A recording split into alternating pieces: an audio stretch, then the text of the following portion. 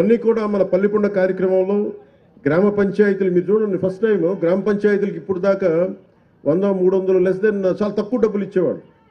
మనం వచ్చిన తర్వాత గౌరవ ముఖ్యమంత్రి శ్రీ నారా చంద్రబాబు గారి నాయకత్వంలో ఎన్డీఏ కూటమి ప్రభుత్వం ఏర్పడ్డాక జాతీయ ఉపాధి హామీ పథకం కావచ్చు, పంచాయతీరాజ్ వ్యవస్థ కావచ్చు, పటిష్టం చేయడానికి ఆయన నాయకత్వానికి మనస్ఫూర్తిగా అభినందనలు తెలియజేసుకుంటూ, కృతజ్ఞతలు తెలియజేసుకుంటూ నారా చంద్రబాబు నాయుడు గారికి పల్లె పండుగ విజయవంతం ఏంటంటే ఒక బలమైన ముఖ్యమంత్రి, అనుభవశీలురైన ముఖ్యమంత్రి ఉంటే ఎంత బలంగా చేయలేదు.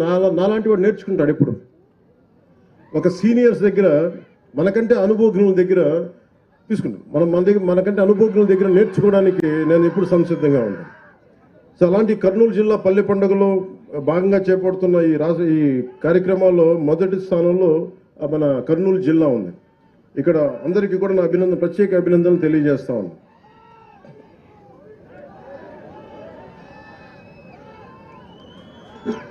మీరు మారరే, నేను పల్లె పండగ, పంచాయతీరాజ్, సీసీ రోడ్లు, దేశం బాగుండాలంటే మీరు ఓజీ సరే కానివ్వండి, నేను ఏం చేస్తాను.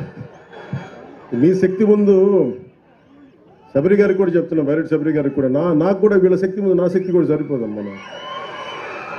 వీళ్ళు గొడవ పెట్టుకున్నా నేను కూడా ఆగలేను. అందుకని వీళ్ళకి నమస్కారాలు తెలియజేయడం తప్ప